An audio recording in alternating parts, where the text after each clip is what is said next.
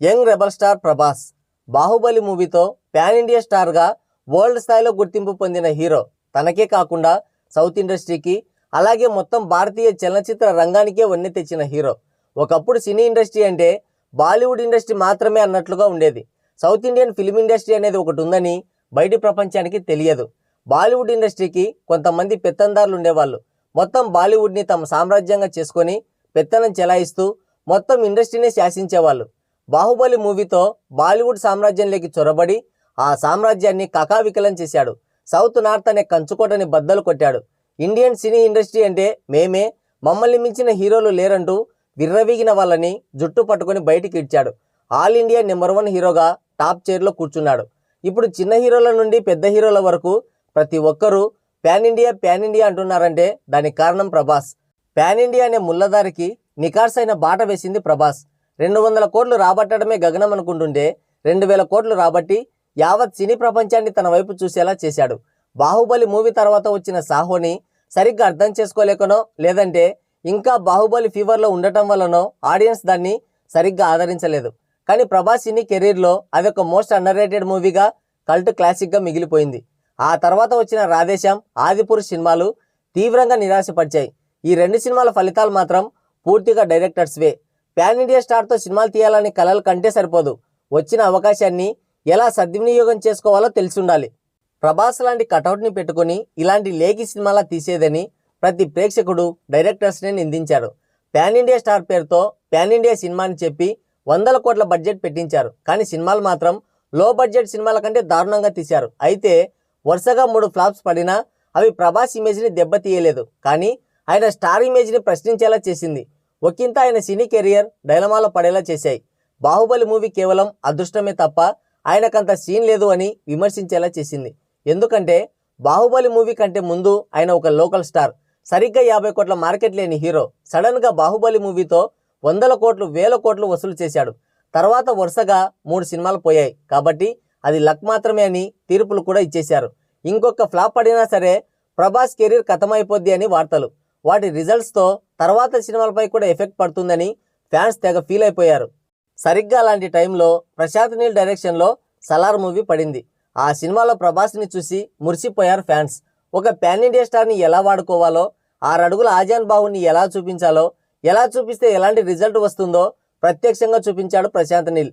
ఈ సినిమా దెబ్బతో లాస్ట్ వచ్చిన 3 ఫ్లాప్స్ కూడా డైరెక్టర్స్ యొక్క చేతకానితనం వల్ల వచ్చినవే. ప్రభాస్ లాంటి హీరోని ఎలా ఉపయోగించుకోవాలో వారికి తెలియదంటూ విమర్శించిన వారి నోటితోనే చెప్పించాడు ప్రభాస్. సలార్ సినిమా 1000 కోట్లు వసూలు చేయలేదనే బాధ తప్ప ఇంకేం లేదు. అందులో ప్రశాంత్ నీల్ ప్రభాస్ని చూపించిన విధానానికి ఫ్యాన్స్కి పునకాలు వచ్చాయి. ఫ్యాన్స్ అనే కాదు, ఎవ్వడికైనా రోమాలు నిక్కబొడుచుకునేలా చూపించాడు. నిజంగా ఈ సినిమాలో ప్రభాస్ హీరోయిజంని స్కై లెవెల్లో చూపించాడు. బాహుబలి మూవీ తర్వాత ప్రభాస్ని ఫ్యాన్స్ ఎలా చూడాలనుకున్నారో, ఆయన నుండి ఫ్యాన్స్ ఏదైతే ఎక్స్పెక్ట్ చేశారో అంతకు మించి ఎలివేట్ చేశాడు ప్రశాంత్. ఈ విషయంలో మాత్రం ప్రశాంత్ నీల్కి గుడి కట్టేస్తారు ప్రభాస్ ఫ్యాన్స్.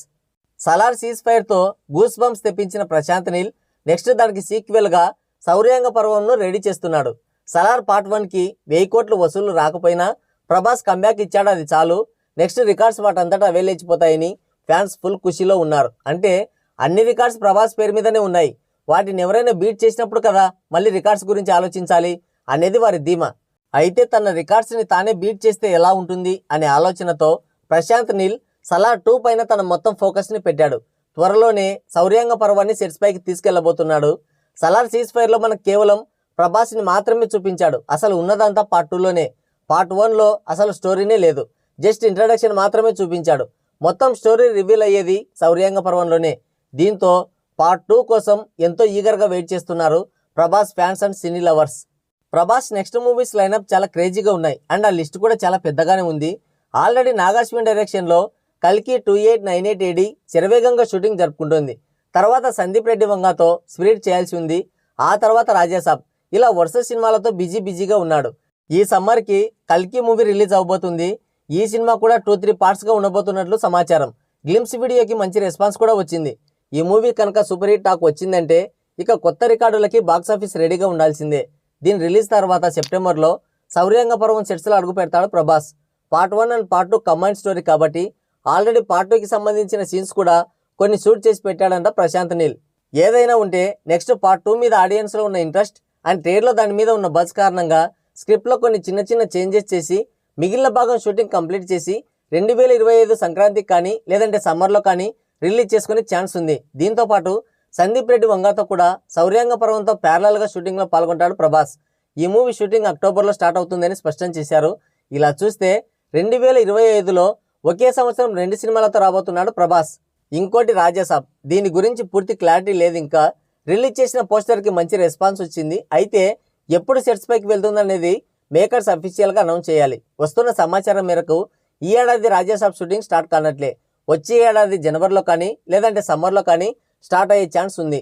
సో ఈ విధంగా చూస్తే ప్రభాస్ ప్యాన్ ఇండియా స్టార్ అనే పదానికి పూర్తి న్యాయం చేస్తున్నట్లే. ఎందుకంటే ఏ హీరో చేయని విధంగా మొత్తం 5-6 సినిమాలని ప్యాన్ ఇండియా స్థాయిలో లైన్లో పెట్టాడు. ఇక ఎలాగో సలార్ మూవీతో బౌన్స్ బ్యాక్ అయ్యాడు కాబట్టి నెక్స్ట్ రిలీజ్ అయ్యే మూవీస్కి హైపో రేంజ్లో ఉంటుంది. ఏమాత్రం బాగుంది పర్లేదనే టాక్ వచ్చినా బాక్స్ ఆఫీస్ని మడత పెట్టడం ఖాయం.